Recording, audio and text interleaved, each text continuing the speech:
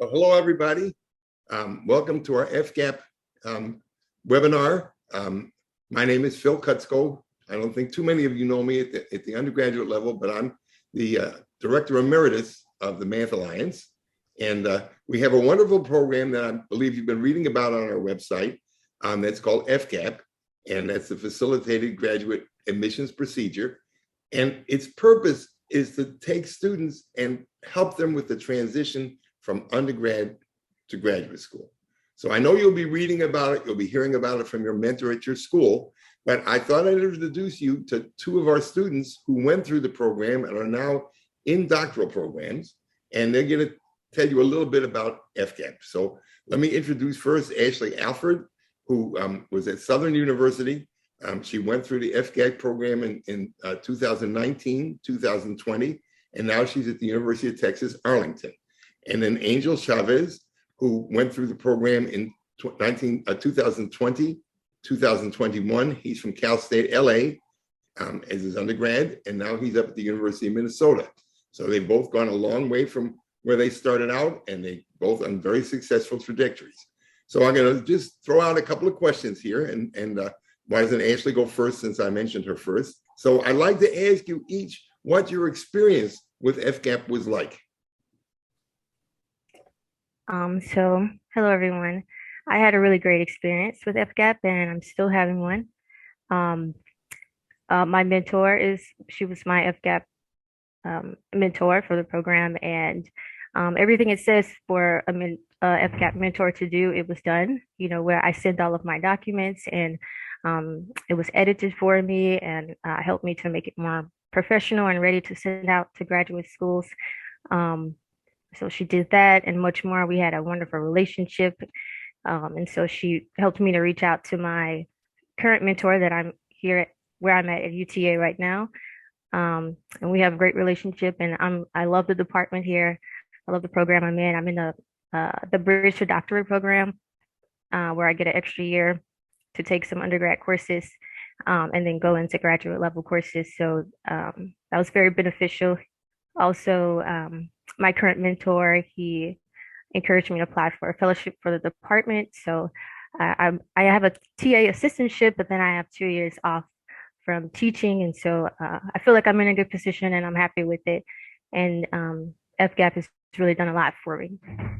Wonderful. Let me just comment that Ashley brought up something that you who are listening to this might want to know, and that is you don't have to be ready for a PhD program. Ashley's in what's called the bridging program, and one of our most successful ones in the country is the University of Texas, Arlington. And there's folks who take master's degrees before they get their doctoral degree. So we will meet you where you are, and we'll work with you towards your best approach to beginning your doctoral studies, either in a doctoral program, in a master's program, or in a bridging program. Okay, Angel. Yeah, so I had a wonderful experience with FGAP.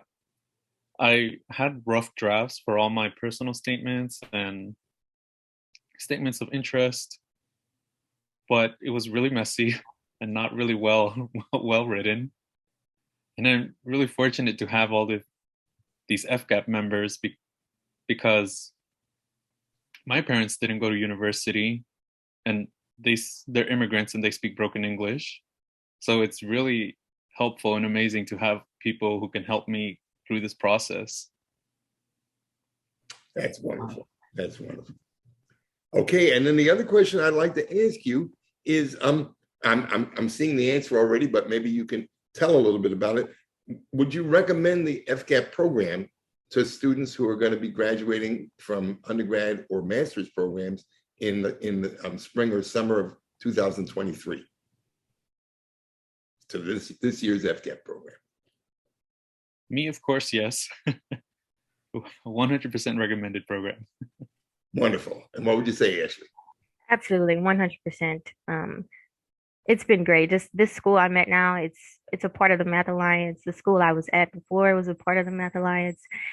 It just feels so connected. Like I feel like I haven't really left home, which is good, since I started leaving off by myself. But to be here and to still feel connected, it's been really great. So I definitely recommend that, because I believe they're all I don't know if you don't have to apply to a Math Alliance um, institution, right? They encourage you to reach out to many institutions. Absolutely. I just comment on what Ashley said. In fact, only about half of our students actually end up at programs that are directly connected to the Alliance. We have about 45 of them, but many students go elsewhere. The important thing about FGAP is you're meeting a doctoral faculty member who can give you that kind of advice. So if you and them talk and it looks that you should go to a place like Texas at Arlington, that is one of our schools, or Minnesota, that's one of our schools, that's great. But other people go to places that they're pioneers, if you will. They go to places where we don't have a big presence there, and maybe there's not too many minority students, and they're eager to do that. So that's the kind of discussions that FGAP takes place about. And the last thing I'll comment, and I think Ashley was sort of commenting on that, is we are very concerned each year to build a cohort. So not only do we want to just have all of our students go to graduate school, but as Ashley said, we hope you'll stay in touch with us. We hope that you'll stay in touch with the students you met during the FGAP program, because you'll meet them at the Field of Dreams, and you'll meet them at our big program in the summer up in Minnesota. And so we hope to build a group that will go through graduate school together and stick together even in your profession. So great. Anything else you all want to say? All right, well, good luck in your studies, and thanks so much for helping.